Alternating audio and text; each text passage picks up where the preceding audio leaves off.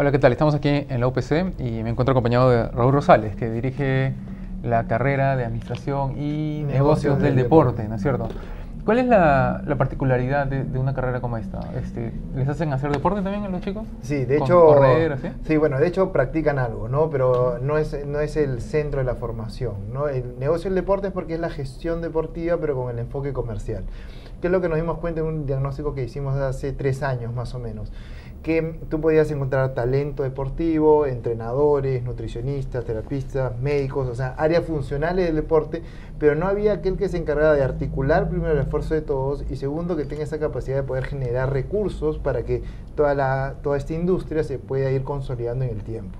Dijimos, ok, la posición que nosotros estaríamos ofreciendo es más de un gestor comercial y ahí es donde viene el negocio del deporte, ¿no? Entendido como una lógica como se da en Estados Unidos, que ya ves tienes la NBA, tienes básquet, tienes el béisbol, el fútbol americano. Todo esto ha sido con una lógica de que sea sostenible en el tiempo. Nosotros partimos del supuesto que si queremos que una industria sea sostenible en el tiempo, es que todos los actores participantes tienen que generar recursos, ¿no? ¿Y de dónde viene la plata entonces? Bueno, primero hay que entender que el deporte es algo que nos apasiona. Entonces, la segunda pregunta es cómo hacemos que esa pasión se traduzca en un ingreso. Claro, pero nos apasiona como consumidores, digamos, ¿no? O sea, estamos Exacto. viendo frente al televisor, nos emocionamos, pero... Claro. Y en el fútbol es claro, ¿no? Viene por el lado del auspicio, pero deportes menos proliferados, como por ejemplo, no sé, tiro, ¿no? Claro.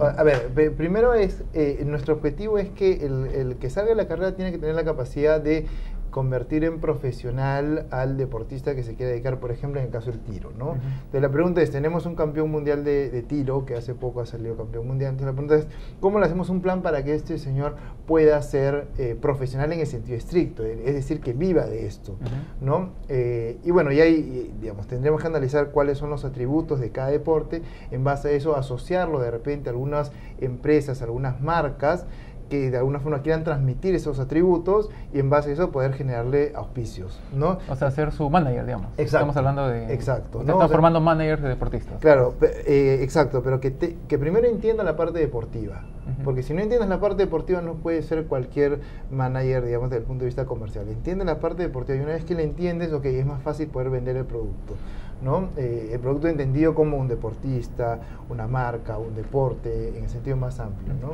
Y estos valores de los que estás hablando tienen más que ver con el deporte en el cual este deportista se desenvuelve o con el deportista mismo.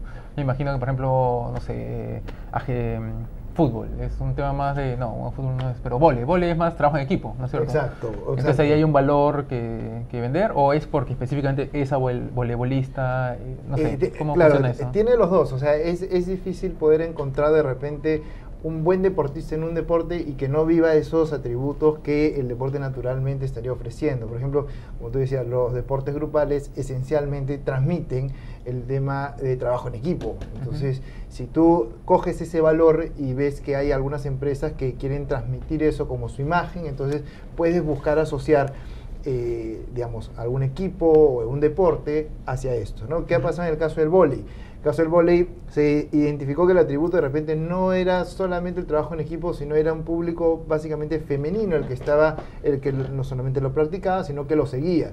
Entonces, ¿quiénes son los que manejan temas femeninos? Marcas tipo UNIC.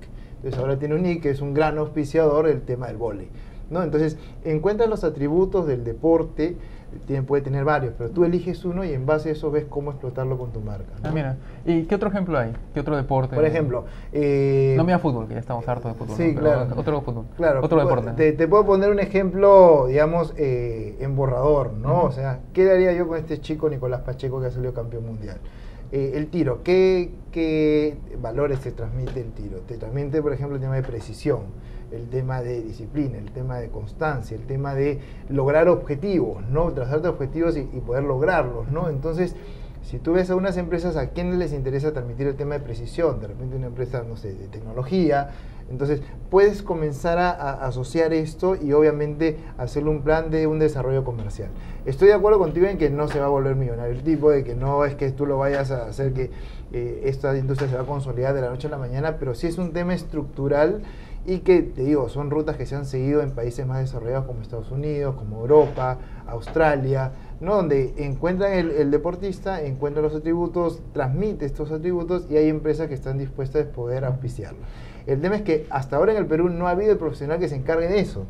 ¿No? Digamos, el futbolista, ¿por qué es que ganaba plata? Porque encontró de repente algo masivo que sin mucho esfuerzo podía de repente, no sé, encontrar y llegar a ser un equipo profesional con un poco más de esfuerzo que llegue para un equipo europeo porque tenía talento y claro, encontró un manager que era el que explotaba la parte deportiva, pero la parte comercial todavía no hay. De repente tienes a un Pizarro, a un Farfán, que ellos sí lo han desarrollado, pero porque ya están en otro nivel. Pero en el ámbito local es posible desarrollar todos estos atributos comerciales.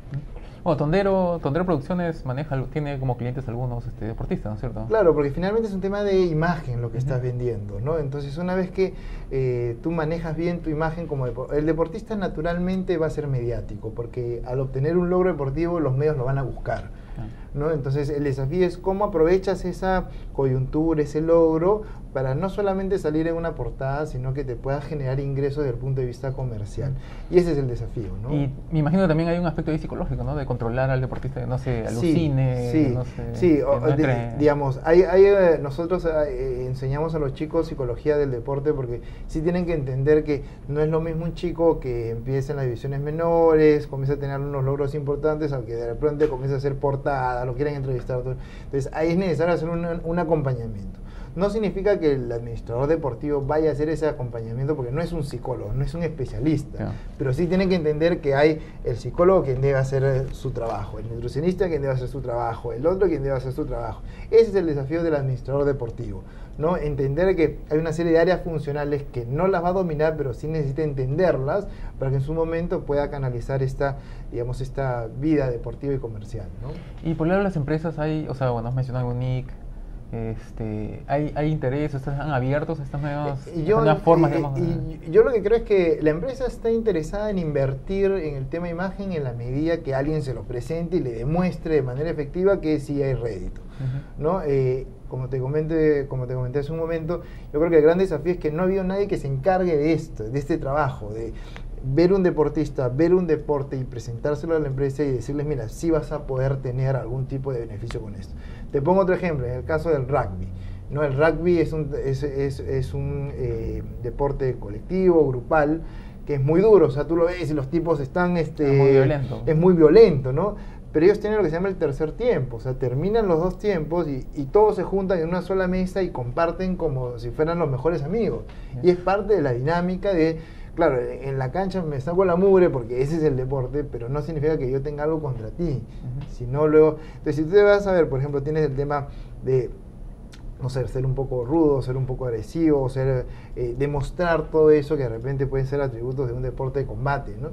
Pero si lo asocias a marcas por el lado de solidez, por el lado de trabajo en equipo, de repente, ¿por qué no alguna empresa constructora que tiene estos atributos podría estar interesado en involucrarse, ¿no? Entonces, y así podemos, digamos, analizar cada ejemplo o cada deporte, pero el desafío es entender es que hasta ahora no ha habido nadie que coja estos atributos y los ponga en valor a las empresas. Pero ahí tienes un problema, ¿no? Que al final tú no estás compitiendo, o sea, cuando tú estás promocionando a un deportista y, digamos, lo llevas como marca, digamos, para ser promocionada, para ser auspiciada, no estás compitiendo con otros deportistas, estás compitiendo con figuras mediáticas de programas de televisión, pues. Exacto, y aquí de bajísima calidad que todo el mundo critica, ¿no? Y eso es un buen punto, porque nosotros, si algo que enseñamos es que el deporte forma parte de una industria más amplia, que es la industria del entretenimiento. Y como tal, el alumno tiene que estar mucho mejor preparado, porque no solamente nuestra competencia del fútbol no es el básquet, no es el vóley, es combate, esto es guerra, ¿no? Entonces, el chico tiene que estar muy bien preparado para poder entender cuál es la diferencia entre estos distintos actores, ¿no? Y tú me estás diciendo que están siguiendo el modelo norteamericano, ¿no? Es un modelo que lo tomamos como referencia porque tiene más desarrollo el tema comercial. ¿Y han traído personas o cómo han hecho? ¿Ustedes han ido a ver? Sí, a ver, te cuento. Primero, no hay mucha bibliografía en español, con lo cual para nosotros el primer desafío es comenzar a hacer investigación bibliográfica en Estados Unidos, en Inglaterra, que también lo tiene muy desarrollado, en Australia. Entonces, los libros de textos que nosotros estamos trabajando es básicamente europeos, americanos. Luego, trabajamos sí con algunos profesionales que se han formado en el extranjero, porque ya ves que traer a alguien extranjero para que trabaje acá solamente como docente es un poco difícil, pero hay peruanos que se han formado en Estados Unidos, que se han formado en Europa y que vienen con esa mentalidad para poder darle esto a los alumnos, ¿no? Entonces, así es como lo estamos manejando. Ok, muy interesante. Ojalá, bueno, tienen recién que Este es el tercer año, la primera promoción está saliendo en el 2015 y realmente esperamos contribuir a todo este movimiento que se está dando para los Panamericanos del 2019, porque hay algo que es cierto, tú puedes tener una serie de recursos, pero si no tienes el profesional que tenga clara la visión de organización de eventos, de desarrollo del deporte, los recursos por sí solos no se van a mover. O sea, es necesario que haya un profesional que entienda toda esta lógica y que pueda ponerlo en práctica, ¿no? Ok, muy interesante. Muchas gracias.